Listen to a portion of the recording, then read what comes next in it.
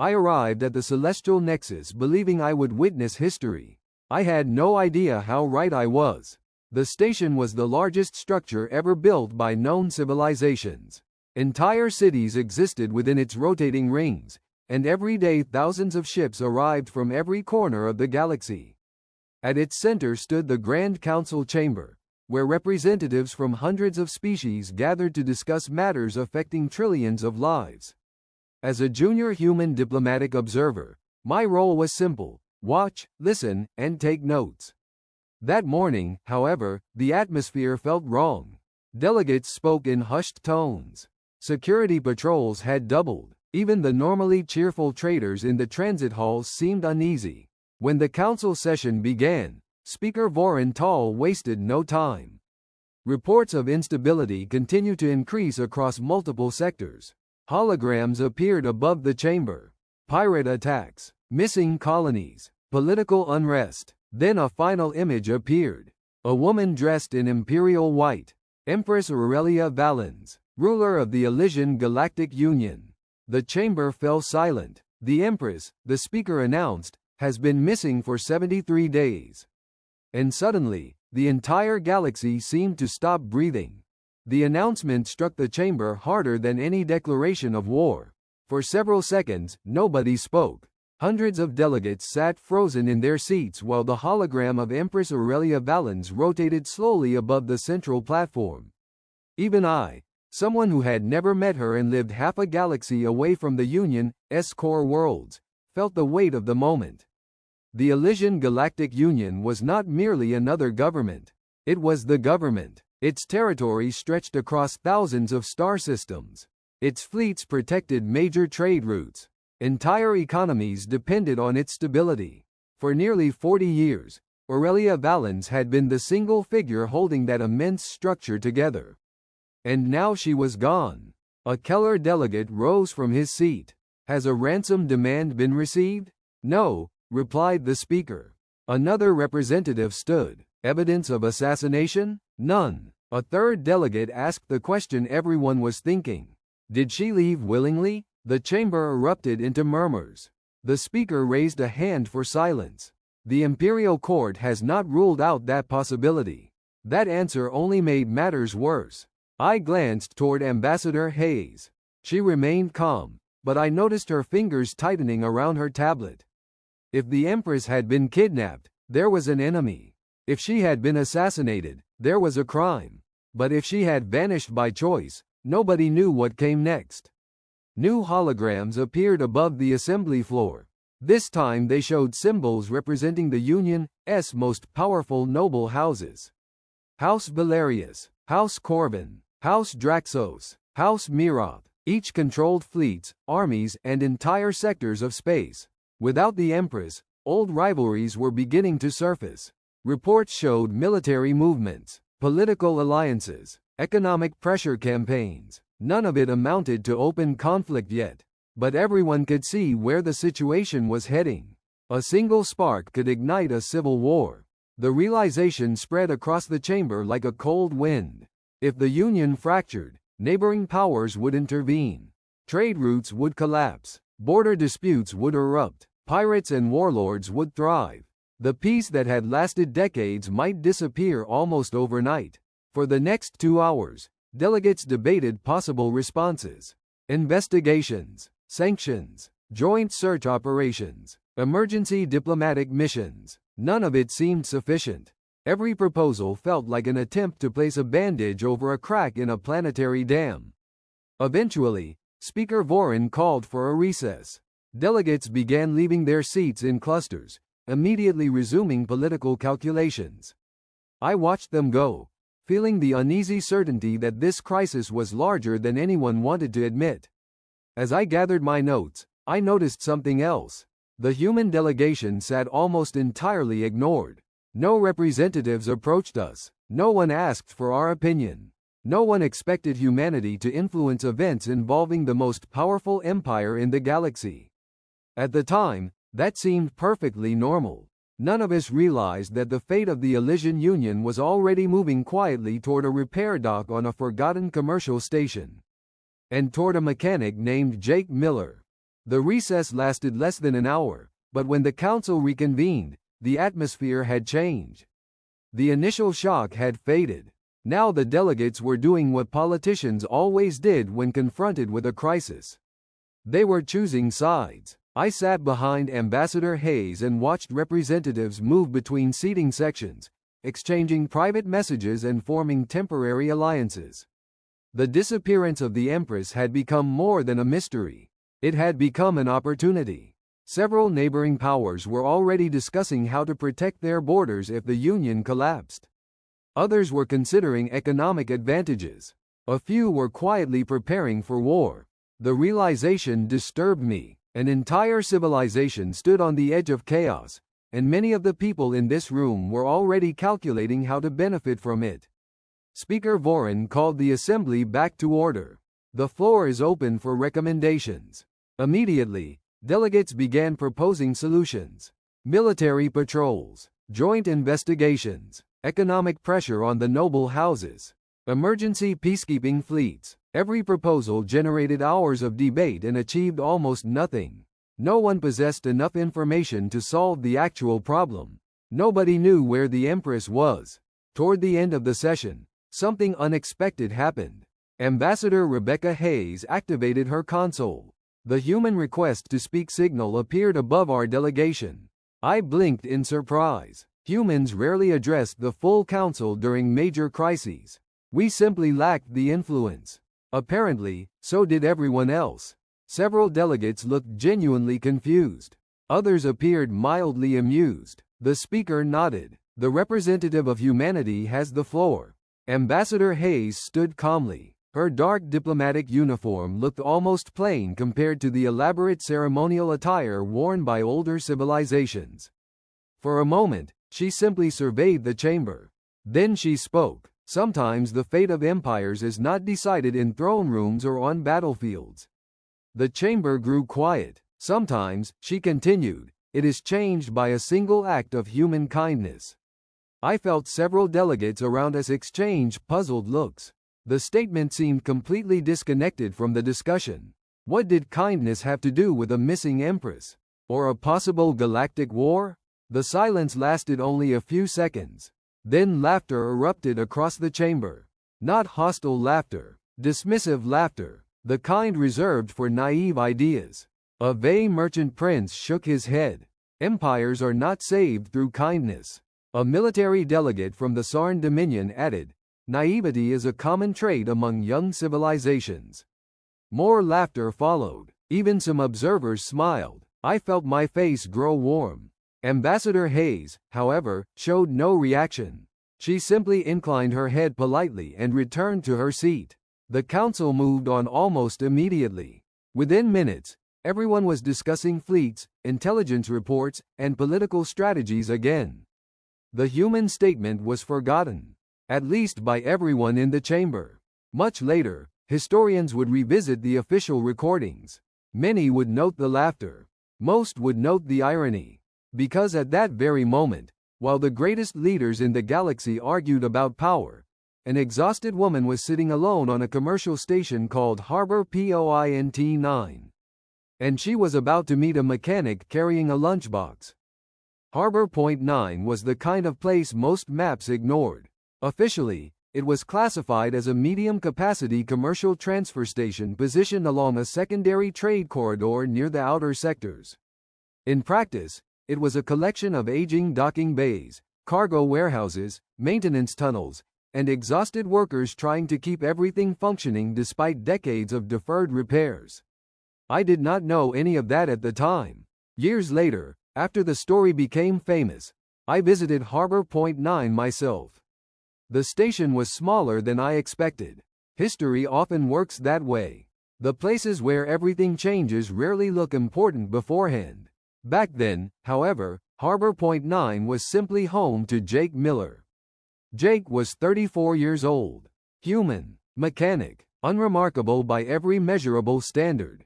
He had never commanded a fleet, never attended a diplomatic summit, never spoken before the council. If someone had asked him about galactic politics, he probably would have shrugged and returned to work. His life followed a routine so predictable that station security jokingly claimed they could set their clocks by him. Every morning he woke before the beginning of first shift. Every morning he stopped at the same food kiosk. Every morning he purchased the same coffee. The kiosk owner later testified that Jake's order had remained unchanged for almost 4 years. Coffee, a sandwich, and whatever dessert happened to be available. Then he reported to Docking Sector 12. The repair crews liked him. Not because he was extraordinary. Because he was reliable. Ships arrived damaged. Jake fixed them. Cargo loaders malfunctioned. Jake repaired them. Environmental systems failed. Jake crawled into maintenance shafts and made them work again. There was comfort in that kind of predictability, especially on a station where thousands of travelers arrived and departed every week. Jake rarely thought about the wider galaxy. The galaxy, meanwhile, never thought about Jake. At noon every workday, he took his lunch break. Not in the crowded employee cafeteria. Not in the recreation deck. Instead, he carried his meal to an old maintenance observation platform overlooking the primary docking bays. The platform had once been used by supervisors monitoring cargo traffic. Most people ignored it now. The bench positioned beside the viewport was worn smooth from decades of use. Jake liked the quiet. He could watch ships arrive, watch ships leave, eat lunch in peace, then return to work. Simple, ordinary, forgettable. On the opposite side of known space, intelligence agencies were conducting the largest search operation in galactic history. Thousands of investigators, hundreds of fleets, millions of hours of surveillance data. Every resource imaginable was being used to locate the missing Empress. They searched border systems, core worlds, private estates, remote colonies. They examined assassination theories, kidnapping theories, conspiracy theories. What they never seriously considered was the truth. The Empress had disappeared intentionally. She had abandoned her escorts, ignored her advisors, discarded her titles, and left the imperial court behind. For the first time in decades, Aurelia Valens wanted to see the galaxy with her own eyes. No ceremonies, no politics, no one telling her what to think. And that journey was slowly carrying her toward Harbor Point 9. Toward a forgotten station, toward a worn bench, and toward a mechanic who had absolutely no idea who she was. The day Jake first noticed her began like every other workday. A coolant regulator had failed in Docking Sector 12. 2 cargo cranes were refusing to synchronize with station traffic control. A freighter captain insisted a malfunctioning sensor array was evidence of sabotage rather than the result of ignoring maintenance schedules for 6 months. By the time Jake's lunch break arrived, he was tired, hungry, and more interested in food than in the problems of the galaxy. Carrying his lunchbox and coffee, he made his way toward the observation platform. The familiar bench sat beside the viewport, but someone was already there. A woman. Jake almost turned around. The platform was rarely occupied, and he disliked interrupting people seeking solitude. Then he noticed something unusual. She looked exhausted, not physically injured, just worn down in a way that seemed deeper than lack of sleep. Her clothing was simple but well made. She sat perfectly still, staring through the viewport at the endless movement of ships entering and leaving the station. For several seconds Jake considered leaving. Then he noticed her watching his sandwich. Not openly, not greedily, just a brief glance before she looked away again. The kind of look a hungry person gives food when they do not intend to ask for any. Jake stopped. Long day? He asked. The woman looked up. Her eyes studied him carefully. Something like that. Her accent was unfamiliar, not unusual on Harbor Point 9. Thousands passed through every month. Jake sat down on the opposite side of the bench. For a minute neither spoke. Cargo transports drifted past the viewport. Docking lights flashed across the glass. The station continued its endless routine. Then Jake opened his lunchbox. He looked at his sandwich, looked at the woman, then tore it in half. Without ceremony, he held out one portion. She stared at it. "You, re-offering me your lunch?" "Half of it," Jake corrected. I still need the other half. For the first time, she smiled. A small smile, tentative, almost surprise. You don't even know me. Jake shrugged. You look hungry. The woman accepted the sandwich slowly. Thank you. Don't mention it. They ate in silence. It was not an awkward silence. Just two strangers sharing a quiet moment while watching ships move through the docking bays. When lunch ended, Jake stood. Well, back to work. The woman nodded. Back to work. He laughed. Somehow I don't think that's what you doing. Her smile widened slightly. You probably right. Jake left without asking her name. The woman remained on the bench long after he disappeared into the maintenance corridors. For several minutes she simply sat there, thinking, watching, remembering. Across the galaxy, fleets searched star systems. Intelligence agencies analyzed mountains of data.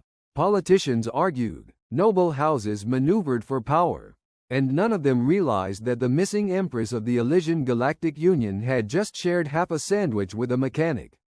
The next day, she returned to the bench. And so did Jake. Neither of them knew it yet. But the future of two civilizations had quietly begun with a simple act that most people would have forgotten by evening. The second day, Jake arrived at the bench expecting it to be empty. Instead, the woman was already there. She sat in exactly the same place as before, watching the docking bays through the massive viewport. Freighters drifted past beyond the glass, their running lights cutting through the darkness like moving stars. Jake raised a hand in greeting. Well, look at that. The woman glanced toward him. You sound surprised. I am. Why? People don't usually come here twice. That earned another small smile. And yet here you are. Fair point. Jake settled onto the bench and opened his lunchbox. Today's meal was less impressive than yesterday's. The station cafeteria had apparently declared war on flavor. The woman examined the contents. That looks terrible. Jake laughed. It is terrible. You still bought it. I work maintenance. My standards aren't high. For a moment neither spoke. Then the woman tilted her head slightly. You repair ships? Mostly. Sometimes cargo systems. Sometimes station equipment. Basically anything that breaks. And you enjoy that? Jake considered the question. Nobody had ever asked him before. I think so. You think so? Well, it's not glamorous. She looked genuinely curious. What makes you continue? Jake watched a transport vessel settle into one of the docking bays.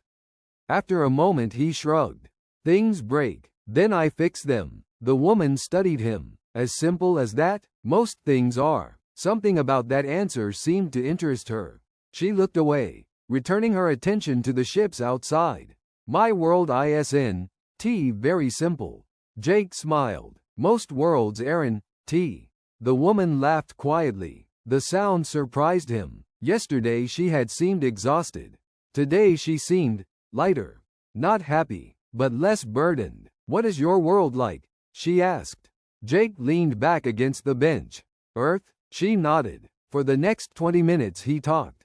About oceans, mountains, forests, cities, rainstorms, old stories, childhood memories. The woman listened carefully, not politely, not the way people often pretend to listen.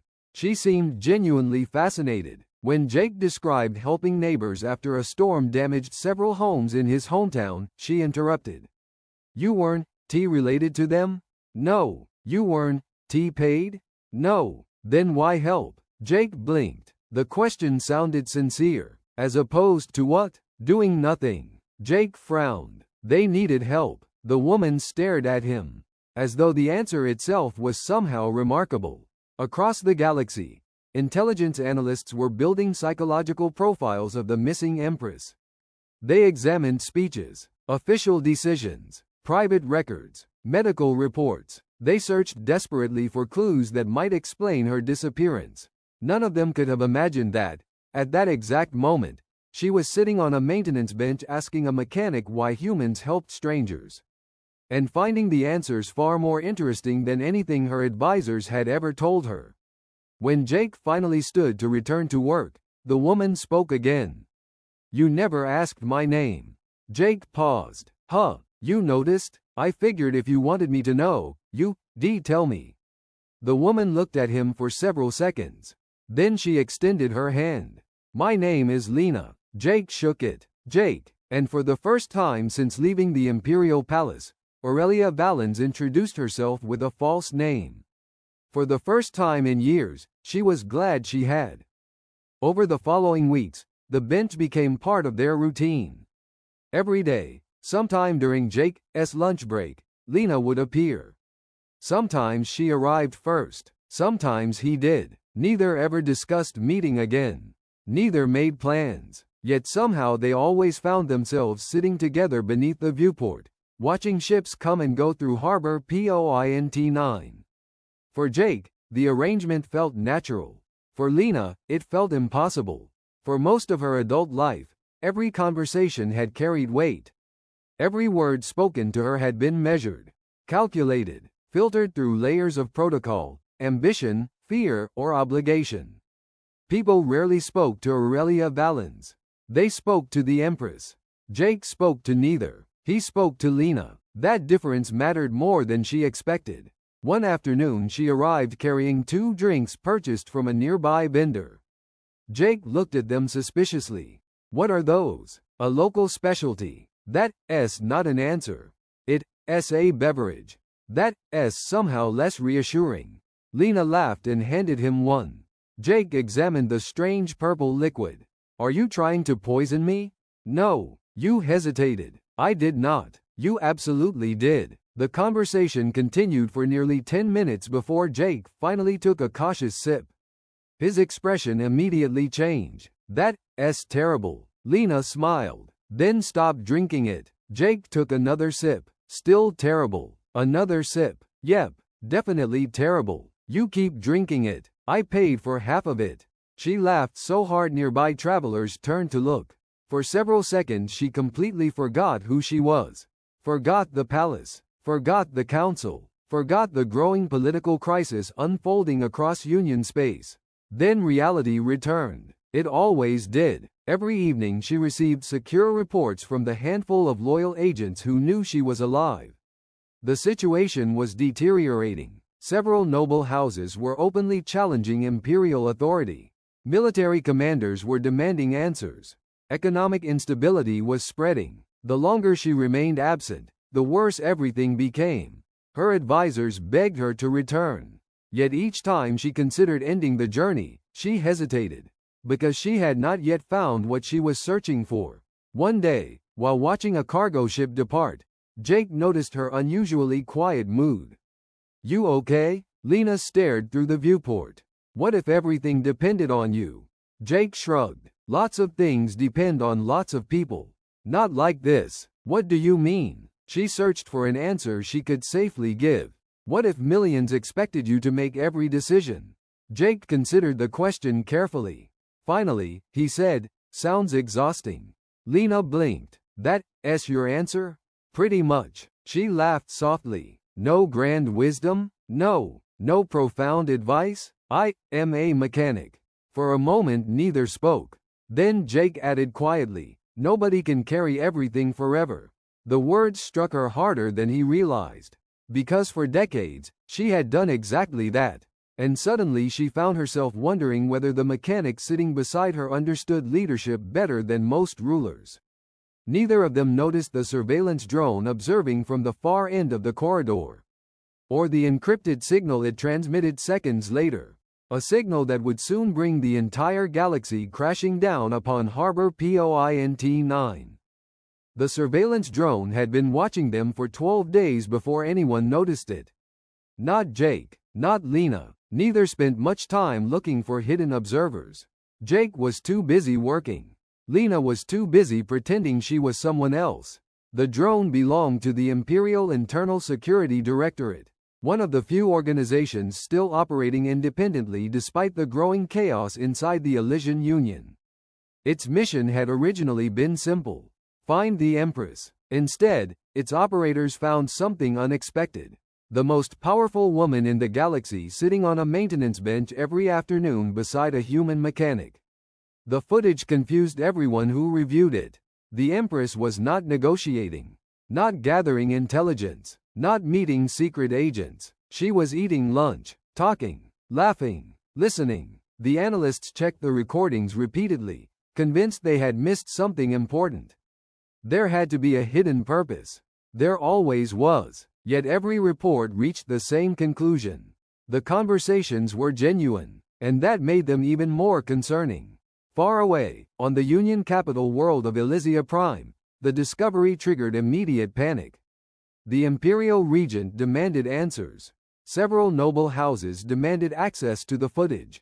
Fleet commanders demanded confirmation that the Empress was alive. Within hours, information that should have remained classified began spreading through political circles.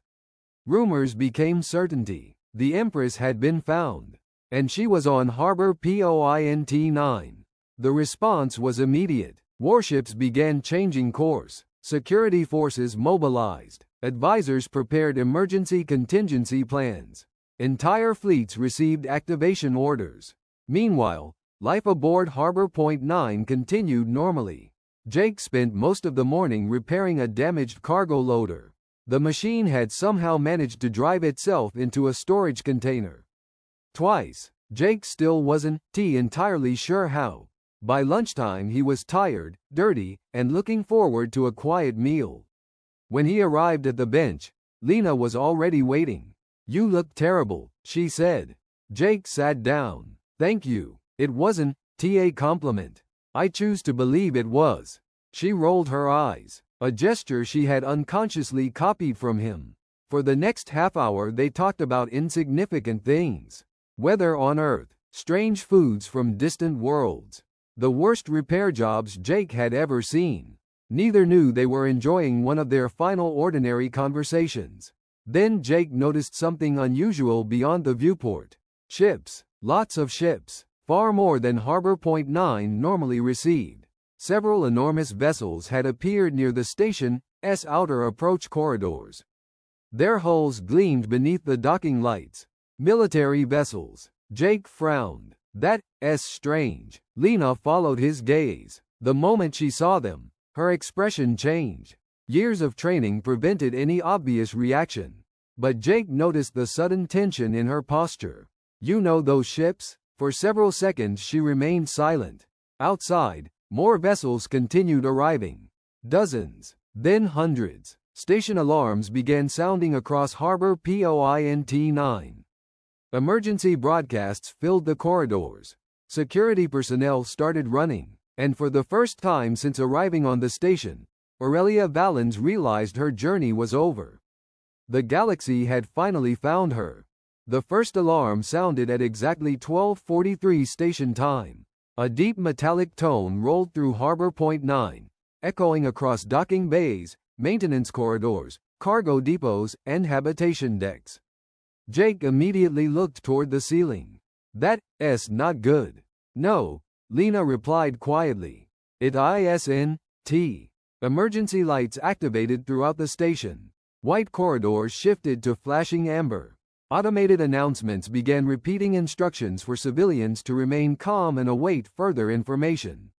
Nobody remained calm. Through the observation viewport, the scale of what was happening became impossible to ignore.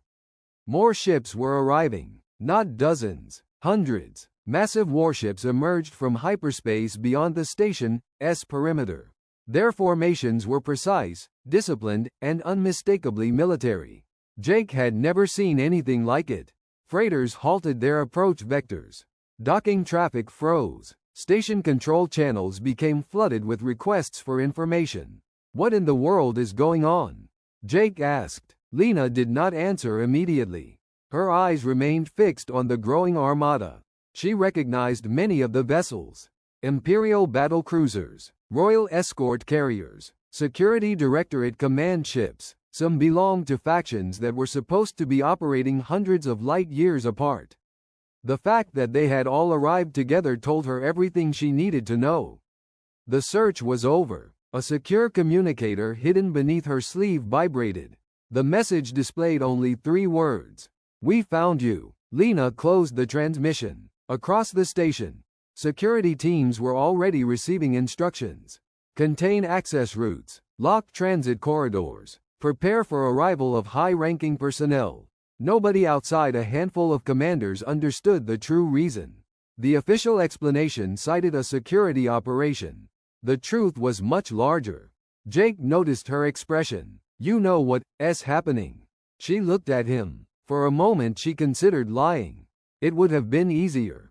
Safer. But after weeks of conversations, shared meals, and honest discussions, she found herself strangely unwilling to deceive him again.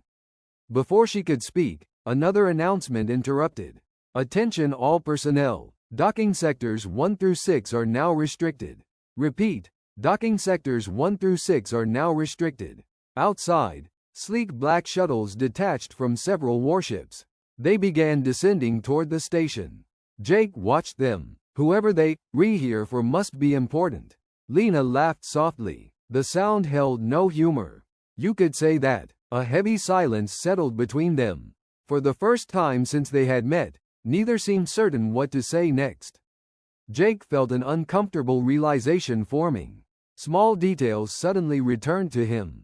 Her unusual knowledge, the way she spoke about governments, the way she asked questions about responsibility, the occasional glimpses of exhaustion that seemed far deeper than ordinary stress.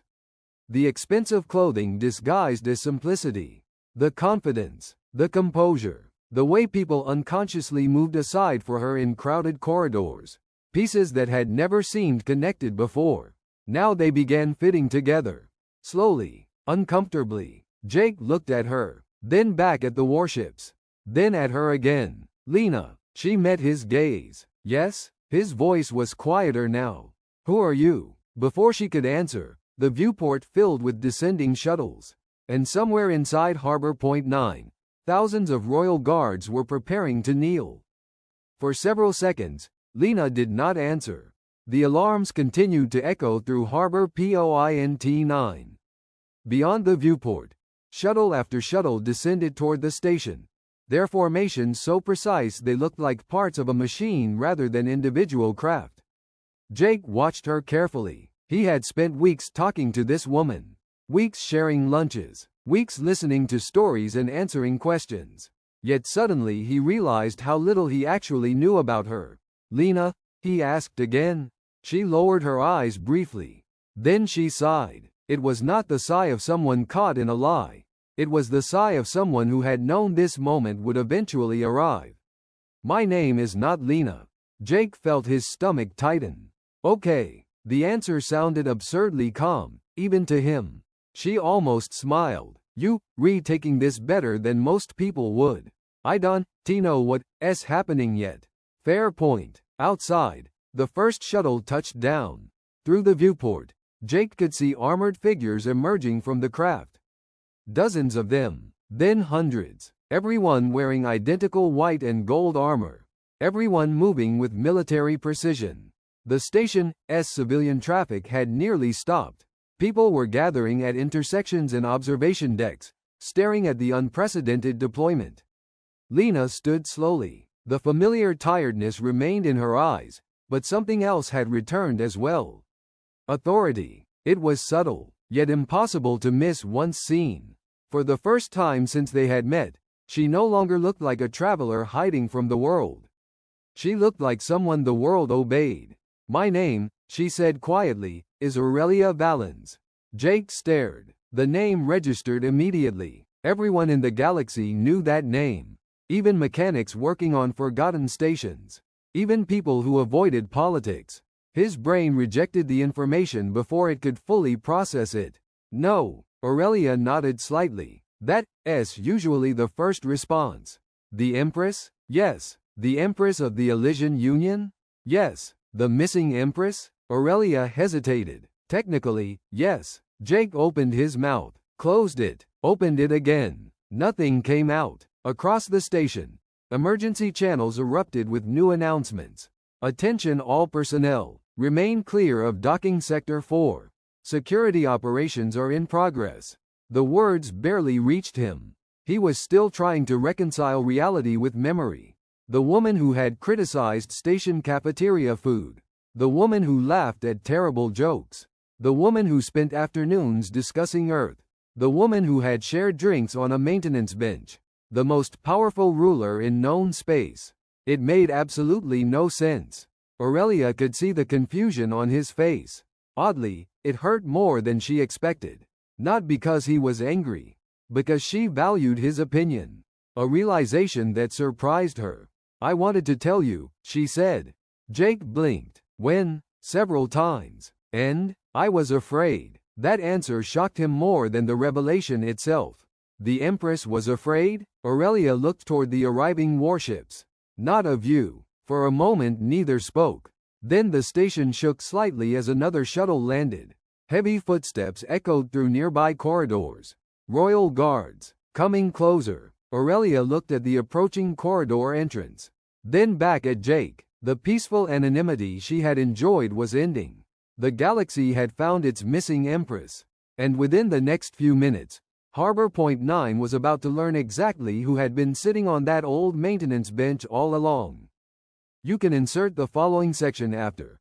The words seemed to freeze the entire station. And before, nearby civilians stared in disbelief. Blank. Underscore. Blank. For a heartbeat, nobody moved. Nobody breathed. The title seemed to hang in the air, refusing to fade. Jake felt as though the station itself had suddenly tilted beneath him. His mind searched desperately for some alternative explanation.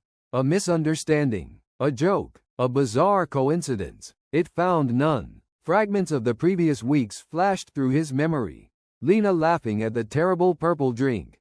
Lena asking endless questions about Earth. Lena listening while he complained about broken cargo loaders. Lena sitting quietly beside him watching ships through the viewport. Every memory remained exactly the same. Yet every memory had changed. He remembered the confidence with which she carried herself. The way strangers unconsciously made room for her in crowded corridors. The unusual precision of her questions whenever politics, leadership, or responsibility entered a conversation.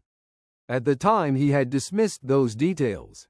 Now they seemed obvious, painfully obvious. How had he missed it? The answer arrived immediately. Because he had never looked for an Empress. He had only seen Lena. And somehow, despite everything he now knew, that was still who he saw standing in front of him. Blank. Underscore. Blank. Then insert this section after. The missing Empress had been found. And before. Not in enemy territory. Blank. Underscore. Blank. Across the station, personal communicators began sounding almost simultaneously.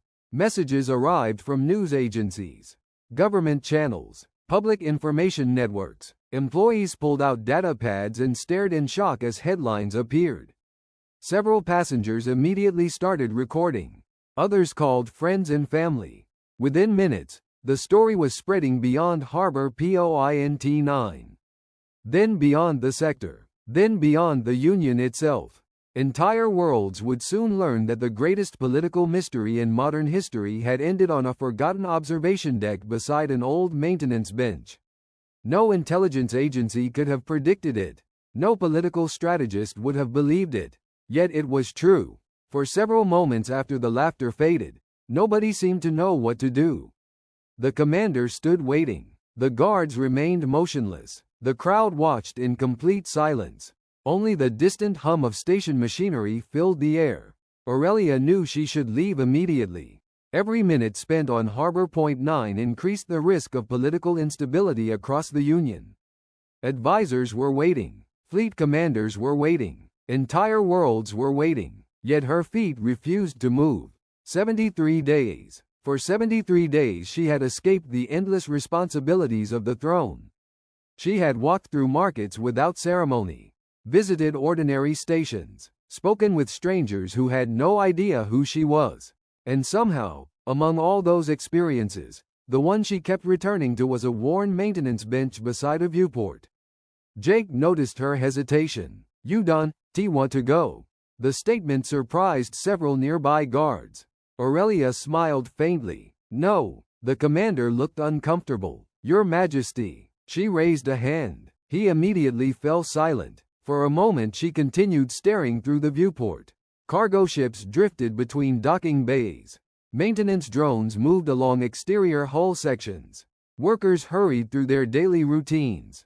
Life continued. Simple, ordinary, unaffected by titles. I spent most of my life believing power allowed you to understand people, she said quietly.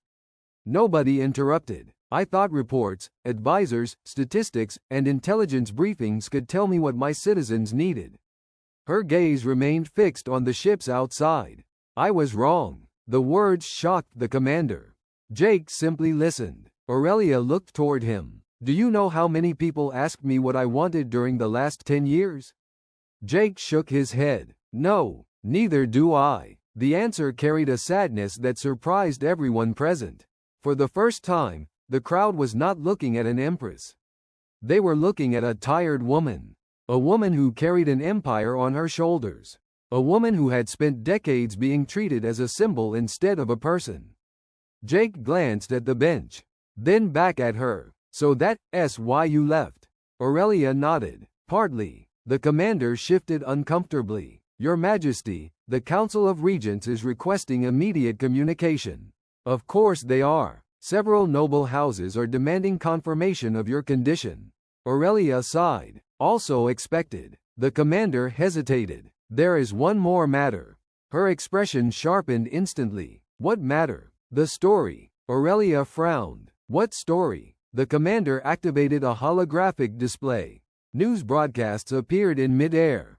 Images filled the screen. The bench. The observation platform. Jake. And her. Headlines were already spreading across galactic networks. The Empress found on Harbor Point -9. Mystery of the missing ruler ends. Human mechanic spends weeks with Empress. Jake stared. Oh. The commander nodded grimly. Oh, indeed. The story was spreading faster than any political announcement in recent memory. Across thousands of worlds, billions of people were already reading about the mechanic and the Empress. And for the first time since disappearing, Aurelia realized that her return would not be the galaxy's biggest story. Jake Miller would be. The news reached the Galactic Council before Aurelia's shuttle had even left Harbor Point 9. I know this because I was there. The emergency session began less than an hour after the first reports appeared on public networks. Delegates rushed into the chamber carrying tablets filled with updates. Holographic displays flashed above the assembly floor. Translators struggled to keep pace with hundreds of simultaneous conversations. For the first time since the crisis began, nobody was arguing about where the Empress might be. The mystery had been solved. The problem was that nobody could quite believe the answer. I watched a Keller representative reread the same report 3 times. A Vey merchant prince demanded verification from 6 independent sources. Several delegates initially assumed the story was some kind of elaborate hoax. It wasn't. The recordings were authentic. Every major network was broadcasting them. The entire galaxy could now watch footage of the missing Empress sitting on an old maintenance bench beside a human mechanic. The irony was impossible to ignore. For 73 days, intelligence agencies had searched thousands of star systems. They had analyzed billions of data points, spent unimaginable resources, and in the end, the Empress had been found eating lunch. The chamber doors opened. Speaker Vorin entered. The noise immediately diminished, not because anyone felt calm, because everyone wanted answers. The Imperial Court has confirmed the authenticity of the reports, he announced. A wave of murmurs spread through the chamber. The speaker continued. Empress Aurelia Valens has been located and is returning to Elysia Prime. For the first time in weeks, visible relief appeared on many faces. The threat of civil war had not vanished. But the galaxy was no longer leaderless. Then another hologram appeared. Jake Miller. The image showed him standing beside Aurelia near the observation platform. A simple station mechanic surrounded by royal guards. The contrast was almost absurd. Speaker Vorin studied the image. Who is he? Nobody answered. Because nobody knew. A junior analyst finally activated her console.